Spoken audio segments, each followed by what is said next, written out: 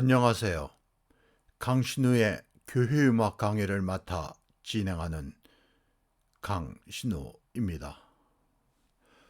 오늘은 복음과 첫 번째 시간으로 미국 복음주의 역사에 대한 강의가 있겠습니다. 미국의 복음가에 대한 강의에 앞서 미국의 복음주의 역사에 대한 강의를 합니다. 미국의 복음가를 이해하기 위해 꼭 필요하기 때문에 준비하였습니다. 복음주의의 시작은 17세기 루터 교회 안에서 교리나 예배 의식보다는 인간이 살아야 하는 방식에 관심을 두었고 삶 그 자체보다는 내세를 준비하는 데 더 관심을 기울인 경건주의 운동가 18세기 영국 교회와 영국 사회의 개혁을 추구하면서 시작된 요한 웨슬리 형제의 복음주의 운동이 그 시작이라 하겠습니다. 복음주의는 성령에 의한 회심과 체험을 중시하며 성서에 대한 신학적 탐구보다는 성서를 유일한 권위로 인정하고 문서 선교나 해외 선교 활동을 강조하였습니다.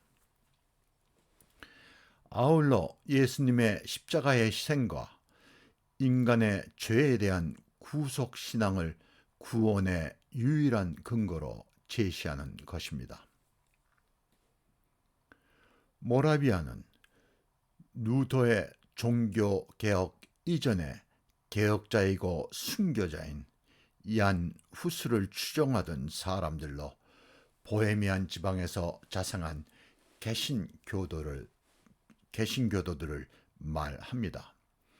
이들은 30년 전쟁이 끝나고 그들이 살던 지역이 카톨릭 영향권에 속하게 되면서 여기저기 쫓기며 살아가게 됩니다.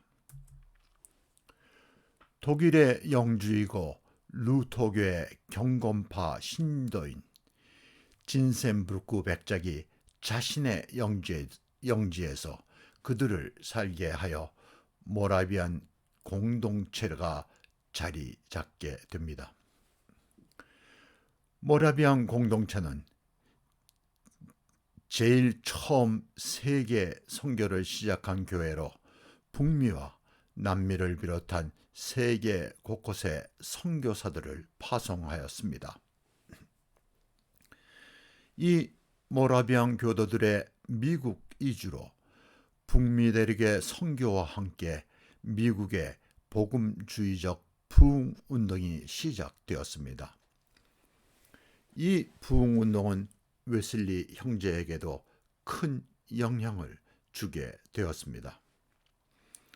영국에서는 요한 웨슬리와 그의 동생 찰스 웨슬리는 영국교회 목사로 영국교회 고교회파 하이처치의 본산인 옥스퍼드 대학에서 영국의 복음주의 운동과 감미교 운동을 이끈 사람들입니다.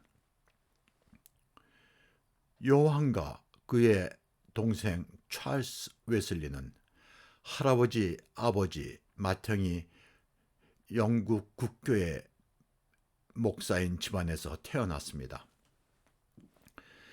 당시 영국 국교의 부패와 타락은 극에 달하여 성직이 돈으로 거래되고 부정한 방법으로 일부 성직자들이 부를 축적하던 시대였습니다. 그의 아버지는 유능한 목사이고 검사하며 근면한 사람으로 많은 가족을 부양하였기에 생활에 쪼들려 빚진 돈을 갚지 못해 감옥에 갇히는 어려움을 당하기도 하였습니다. 이 시대는 영국 교회 안에서 노동계층은 소외되었고 영국 사회의 서민층의 생활은 비참하기 이를 데 없는 상황이었습니다. 중산층을 비롯한 상위 계층은 이들을 위한 어떤 일이나 복음을 전하는 데 관심을 가지고 있지 않았습니다.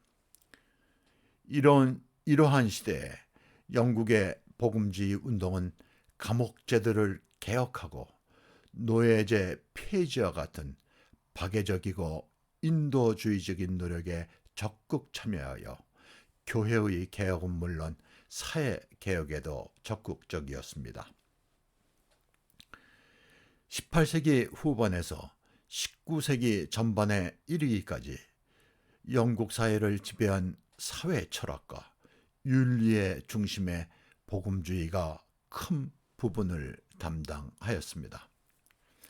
복음주의 신앙이 영국 사회에 물려준 도덕적 기풍은 근면과 노동을 신성하게 여겼고 점잖음, 절제, 검약 등의 도덕적 가치를 사회 전반에 걸쳐 유포하였습니다. 프랑스의 역사가 엘리 할레비는 만약 웨슬리의 복음운동이 없었다면 영국에서도 프랑스의 피해 혁명과 같은 과격한 민중혁명을 피하기 어려웠으리라고 말하고 있습니다. 이들 형제가 당시 영국의 식민지였던 미국의 선교를 위해 방문하였으나 큰 성과는 거두지 못하였습니다. 거기서 모라비안 교도들을 만나 그들의 영향을 받게 됩니다. 이를 계기로 요한 웨슬리는 그들을 방문하고 독일어를 배우기도 하였습니다. 요한 웨슬리는 영국의 변방과 웨일스 지방을 중심으로 광부를 비롯한 당시 소외된 서민들에게 야외 집회를 통한 선교 활동으로 그 지역들이 감리교의 영향 아래 있게 됩니다. 한 일화 가운데 웨슬리 형제와 모라비안 교도가 같은 배를 타고 미국으로 항해하는 도중에 거센 풍랑을 만나 영국인들은 죽음의 공포로 갈팡질팡할 때에 모라비안 교도들은 갑판에 모여 조용히 찬송가를 부르는 것을 보고 깊이 감명을 받았다고 합니다. 이때의 경험을 통해 찰스 웨슬리의 찬송 비바람이 칠 때와 물결 높이 일대가 탄생되었다고 합니다. 누톡의 경건주의 운동과 영국 교회의 복음주의 운동은 교회 자체 내의 혁신과 개혁 운동으로 이들의 교회에서 분리되지는 않았습니다. 영국의 감리교회는 영국 교회의 영향 아래에 있었으나 영국 교회에서 분리된 교회라 하기에는 문제가 있습니다.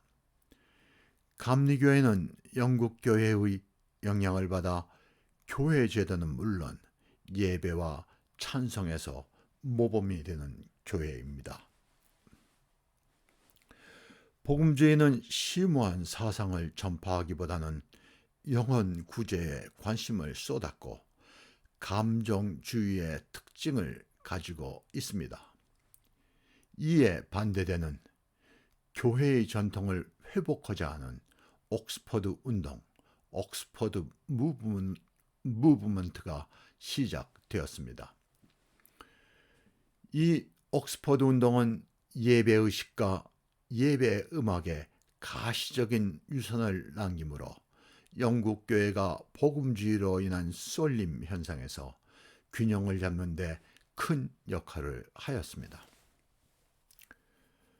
미국의 복음주의 부흥운동은 경건파 모라비안 교도의 선교와 웨슬리 형제 그리고 그의 동료인 조지 위필드 목사의 노력으로 절정을 이루며 미국의 제1차 대각성운동이 시작되는데 큰 영향을 미쳤습니다.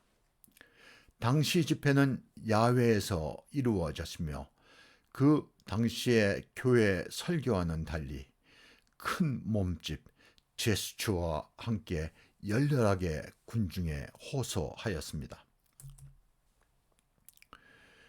미국의 부흥운동은 보스턴을 중심으로 한 뉴 잉글랜드 지방에서의 제1차 대각성운동과 켄터키주에서 시작된 제2차 대각성운동으로 이어집니다. 19세기에 미국의 남북전쟁이 끝나고 골드러시로 불리는 서부 개척의 시대에 영적 각성을 위한 대각성운동이 일어나 20세기 초에 이르러 미국 신앙 대부흥운동은 절정을 이룹니다.